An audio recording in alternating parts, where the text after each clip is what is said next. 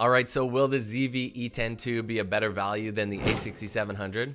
Let's find out. So the assumption is that the Sony ZV-E10 II will be a baby a6700, which is a repackaged sensor from the FX30. So Sony is practically giving this sensor away in 2024. Yes, you heard that right. That's 422 10-bit for everyone and dual native ISO up to 2500. This past weekend I went to Vancouver and I shot this exact video on a vlog, but a lot of the audio got messed up. So what we're gonna do is a talking head style, and maybe I'll overlay some of the vlog. I recently bought and got rid of my Sony a6700 camera, which was an absolute beast. I did love it. However, there were two main reasons I sold. Number one, it didn't have two SD card slots, and the other reason was overheating concerns. Now, most definitely the ZV-E10 II will have both of these issues, but at a much lesser price. For me, I love budget filmmaking, and I love seeing what other creators can do with like a $200, $300, $400 camera.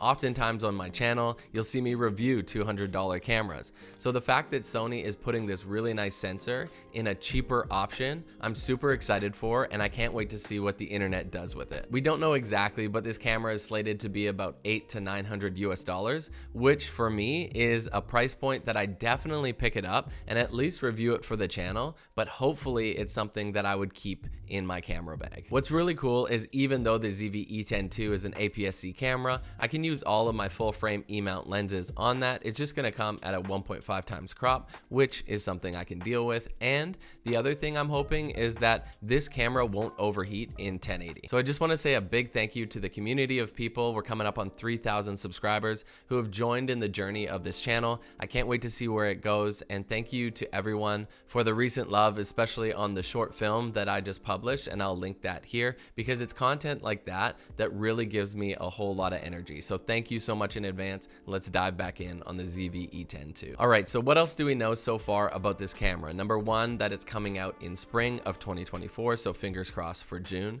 Number two is that it likely won't have any mechanical shutter, just electronic, which could cause some problems in terms of banding in your images with lighting indoors especially. It likely will not have 4K 120, probably only 4K 60, because they have to cripple this camera in some ways, and obviously overheating would be a massive concern if it's in this small body and then they try and give you 4K 120. But people are talking about potentially having a paid upgrade from Sony, so like for $100 or $150 you could add 4K 120 if you absolutely needed it. So we know that the ZV-E10 II will not have a viewfinder, but it does have a really nice fully articulating 3-inch screen, which is amazing. And also in terms of microphones, in their most recent releases, Sony has like a directional control with the microphones, which is front, back, and omnidirectional, and this camera will most likely have that as well. You can say what you want about the lack of Sony upgrades in older cameras, but they do one thing really well, and that is on their newer cameras, they tend to take all the brand new features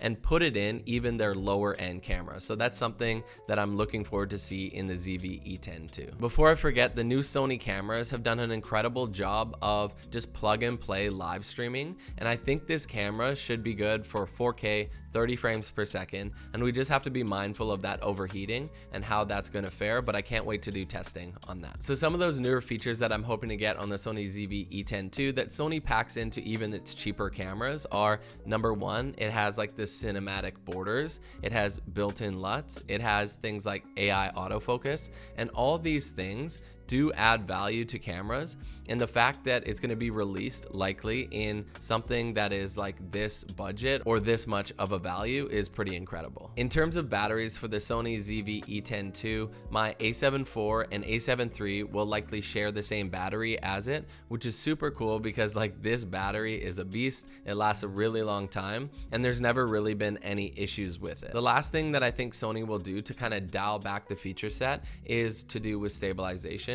So there's a lot of talk about this camera not having like the latest and greatest Sony stabilization. It will have some form of it, but I think you're gonna find that it's not the best, and you're gonna need to use things like Catalyst Browse to get that gimbal-like footage if you're handheld. So is the Sony ZV-E10 II gonna be a better value than the a6700? For me, I'll be saving about $800 Canadian, and I'll be given similar feature sets, but the exact same sensor. So for me, as a video first shooter, I think that I'm absolutely gonna love doing little short films with this, just playing around with it. And the fact that I get to save all that money is pretty incredible. Let me know in the comments below if you disagree and you think the a6700 is actually a better value. That's it for today. We'll see you in the next one. Matty out. Peace.